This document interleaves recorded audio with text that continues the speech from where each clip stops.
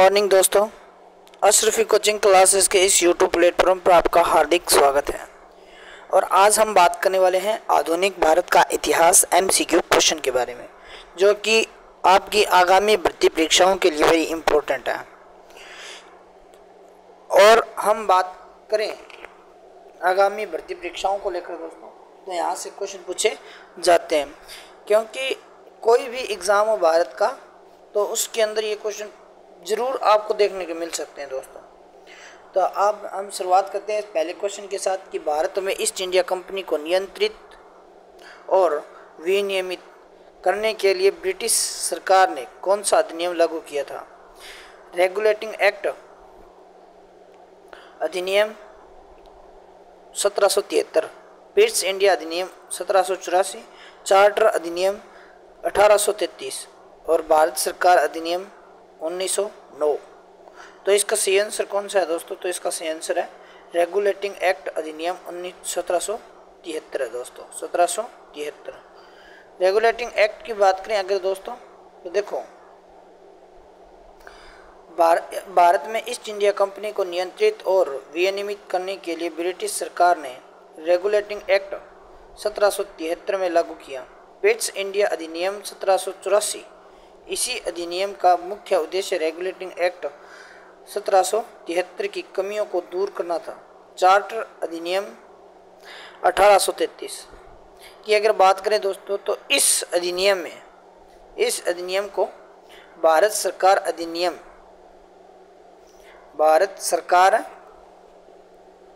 अधिनियम अथवा Saint Helena अधिनियम 1833 भी कहते हैं दोस्तों। भारत सरकार अधिनियम 1909, इस अधिनियम को मार्लेमिंटो सुधार अधिनियम के नाम से भी जाना जाता है। इस अधिनियम के द्वारा मुस्लिम मान के लिए अलग निर्वाचन प्रणाली की व्यवस्था की गई थी दोस्तों। किस अधिनियम के तहत? भारत सरकार अधिनियम 1909 के तहत। और सेंट हेलेना अधिनियम 1833 किसे कहा जाता है? तो चार्टर अधिनियम को कहा जाता है। चार्टर अधिनियम 1833 को कहा जाता है। ईस्ट इंडिया अधिनियम किसे कहा जाता है दोस्तों? तो इस अधिनियम में क्या हुआ था? रेगुलेटिंग एक्ट 1773 की जो जितने भी कमियां थी दोस्तों, ठीक है, उसको दूर करना था। नेक्स्ट क्वेश्चन की अगर बात करें दोस्तों में, तो देखो इसे भारत की आज़ादी का पहला युद्ध कहा जाता है। सिपाही विद्रोह, भीमा कोरेगांव युद्ध, बक्सर की लड़ाई, प्लासी का युद्ध। तो इसका सही आंसर कौन सा है दोस्तों? तो सिपाही विद्रोह है दोस्तों। कौन सा है? सिपाही विद्रोह। अगर किसी भाई ने इस चैनल को सब्सक्राइब नहीं किया तो आप इस चैनल को सब्सक्राइब करें, लाइक शेयर और जरूर करें दोस्तों, और इस क्लास को आगे से आगे शेयर करना ना भूलें। अब अगर इसकी बात करें दोस्तों, पहला आज़ादी का युद्ध की बात करें, तो देखो सिपाही विद्रोह को भारत की आज़ादी का पहला युद्ध कहा जाता है। सिपाही विद्रोह 22 मई 1857 को मेरठ से आरंभ हुआ था। सिपाही विद्रोह को भारतीय स्वतंत्रता संग्राम के नाम से भी जाना जाता है दोस्तों। स्वतंत्रता संग्राम के नाम से जाना जाता है, भारतीय स्वतंत्रता संग्राम।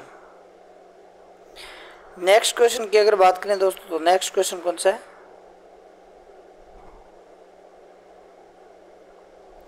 बंगाल के पहले गवर्नर जनरल के रूप में किसे नियुक्त किया गया था? तो विलियम हेस्टिंग या Warren Hasting, William Bentinck, Warren Hasting, Mayo और रॉबर्ट क्लाइव। तो इसका सही आंसर कौन सा हो सकता है दोस्तों? इसका सही आंसर है वारेन हेस्टिंग। कौन सा है दोस्तों? Warren Hasting. वारेन हेस्टिंग की अगर बात करें दोस्तों, तो बंगाल के प्रथम पहले गवर्नर जनरल के रूप में वारेन हेस्टिंग को नियुक्त किया गया था। रेगुलेटिंग एक्ट 1773 के तहत बंगाल के प्रथम जनरल गवर्नर की नियुक्ति हुई, और प्रथम जनरल कौन थे दोस्तों? तो विलियम बेंटिंग थे, प्रथम गवर्नर जनरल नियुक्त हुए थे। तो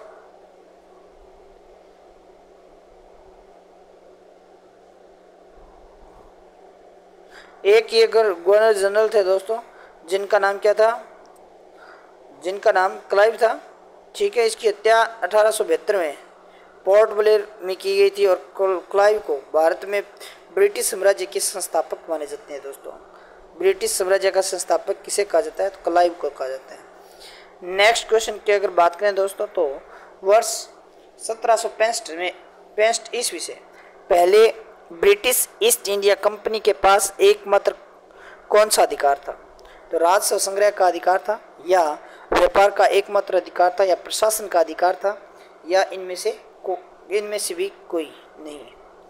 तो इसका सही आंसर कौन सा है दोस्तों? व्यापार का अधिकार था। व्यापार का क्या था? एकाधिकार।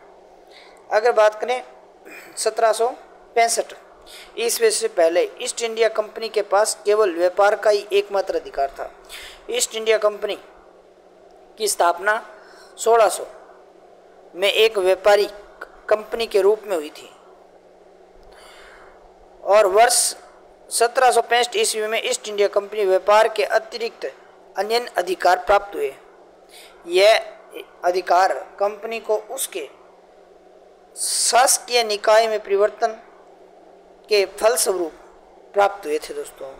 अगर इस चैनल को किस भाई ने सब्सक्राइब नहीं किया तो इस चैनल को लाइक शेयर सब्सक्राइब करना ना भूले दोस्तों। नेक्स्ट क्वेश्चन है कि स्वतंत्रता से पूर्व भारत में गरीबी का अनावरण पर चर्चा करने वाला सर्वप्रथम व्यक्ति कौन था? सुरेंद्र नाथ बनर्जी, जीवी जोशी, या बाल गंगाधर तिलक, दादा भाई निरोजी। तो इसका सही आंसर कौन सा है दोस्तों? दादा भाई निरोजी थे। क्या थे? दादा भाई निरोजी। दादा भाई निरोजी की अगर बात करें स्वतंत्रता से पूर्व भारत में गरीबी की अनावरण पर चर्चा करने वाले प्रथम व्यक्ति दादा भाई निरोजी थे। दादा भाई निरोजी ने वर्ष 1901 ईस्वी में poverty and un British rule in India नामक बुक लिखी थी दोस्तों। दादा भाई निरोजी वर्ष 1892 ईस्वी में यूनाइटेड किंगडम में हाउस ऑफ कॉमन्स के प्रथम भारतीय सदस्य बने थे। क्या बने थे दोस्तों? प्रथम सदस्य बने थे। नेक्स्ट क्वेश्चन की अगर बात करें दोस्तों तो नेक्स्ट क्वेश्चन कौन सा है? नेक्स्ट क्वेश्चन है कि वुड के आदेश पत्र का संबंध निम्नलिखित में से किस सुधार से था? किस सुधार से था दोस्तों? रेलवे, उद्योग, शिक्षा, सिंचाई। तो इसका सही आंसर कौन सा है दोस्तों? शिक्षा से था। किससे था? शिक्षा से। अगर शिक्षा की बात करें दोस्तों तो देखो वुड के आदेश पत्र का संबंध शिक्षा में सुधार से था। किससे था? शिक्षा में सुधार था। इस आदेश पत्र को वुड्स डिस्पैच अथवा वुड का घोषणा पत्र भी कहा जाता है। वर्ष 1856 ईस्वी में ब्रिटिश ईस्ट इंडिया कंपनी ने भारत में एक शिक्षा प्रणाली की पेशकश की थी। वुड्स के आदर्श पत्र घोषित होने के समय भारत के गवर्नर जनरल डलहौजी था दोस्तों। कौन था? डलहौजी। नेक्स्ट क्वेश्चन की बात करें दोस्तों तो नेक्स्ट क्वेश्चन कौन सा है? नेक्स्ट क्वेश्चन है कि अंग्रेजों ने भारत में अंग्रेजी शिक्षा का माध्यम में बनाया तो कब बनाया था?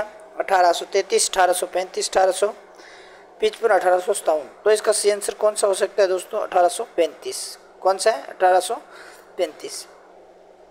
1835 की अगर बात करें दोस्तों तो 1835 में क्या हुआ था? तो 1835 के अंदर दोस्तों देखो अंग्रेजों ने भारत में अंग्रेजी शिक्षा का माध्यम वर्ष 1835 ईस्वी में बनाया था। भारत में अंग्रेजी को शिक्षा का माध्यम बनाने का श्रेय मेकाले को जाता है। किसको जाता है दोस्तों? मेकाले को जाता है। नेक्स्ट क्वेश्चन कौन सा है कि वर्तमान में पश्चिम उत्तर प्रदेश, मध्य प्रदेश, पंजाब के कुछ हिस्सों में 1830 में किस व्यवस्था को शुरू किया गया था? रेवतवाड़ी व्यवस्था, या इजारादारी व्यवस्था, या महालवाड़ी व्यवस्था, या स्थायी बंदोबस्त। तो इसका सही आंसर कौन सा है दोस्तों? इसका सही आंसर महालवाड़ी व्यवस्था। कौन सा है? महालवाड़ी व्यवस्था। महालवाड़ी व्यवस्था की बात करें तो वर्तमान पश्चिमी उत्तर प्रदेश, मध्य प्रदेश और पंजाब के कुछ हिस्सों में वर्ष 1830 ईस्वी में महालवाड़ी व्यवस्था, कौन सी? महालवाड़ी व्यवस्था शुरू की गई। महालवाड़ी व्यवस्था के अंतर्गत भारत में लगभग 30% भूभाग पर भू राजस्व की व्यवस्था लागू थी। महालवाड़ी व्यवस्था की अवधारणा सर्वप्रथम फोर्ट मैकेंजी ने प्रस्तुत की थी दोस्तों। किसने? फोर्ट मैकेंजी ने क्या की थी? प्रस्तुत की थी। नेक्स्ट क्वेश्चन की बात करें दोस्तों तो सामाजिक, आर्थिक और राजनीतिक न्याय की अवधारणा किस क्रांति से ली गई है? जापानी क्रांति, अमेरिकी क्रांति या फ्रांसीसी क्रांति या फिर रूसी क्रांति? तो इसका सही आंसर कौन सा है दोस्तों? तो इसका सही आंसर है रूसी क्रांति से। किससे है? रूसी क्रांति से। सामाजिक, आर्थिक और राजनीतिक न्याय की अवधारणा रूसी क्रांति से ली गई है दोस्तों। किस क्रांति से ली गई है? रूसी क्रांति से। रूसी क्रांति 1917 में घटित हुई थी। कब हुई थी? 1917 में घटित हुई थी दोस्तों। नेक्स्ट क्वेश्चन है कि किस प्रसिद्ध आंदोलन तेभागा किस प्रांत में हुआ था? तो मद्रास, बंगाल, सिंध, उत्तर प्रदेश। तो इसका सही आंसर कौन सा है दोस्तों? तेभागा बंगाल में हुआ था। कहाँ पर हुआ था? बंगाल। अब इसकी बात करें, प्रसिद्ध कृषि आंदोलन ने तेभागा बंगाल प्रांत में हुआ था। किस प्रांत में हुआ था दोस्तों? बंगाल प्रांत में हुआ था। और यह आंदोलन 1946-47 ईस्वी के दौरान घटित हुआ था। बंगाल में हुए इस आंदोलन के दौरान प्रमुख नेता भवन सिंह और कामरान सिंह थे। तेभागा आंदोलन के तहत किसानों ने जिम्मेदारों को दिए जाने वाले हिस्से को 1/3 करने की क्या की थी? मांग की थी दोस्तों। तो आज के लिए बस इतना ही। अगर ये क्लास आपको अच्छी लगी है तो ज़्यादा से ज़्यादा शेयर, सब्सक्राइब और लाइक करना ना भूलें। और इस क्लास को एंड तक जरूर देखना है दोस्तों। और इस क्लास को आगे से आगे शेयर जरूर करना है दोस्तों। धन्यवाद।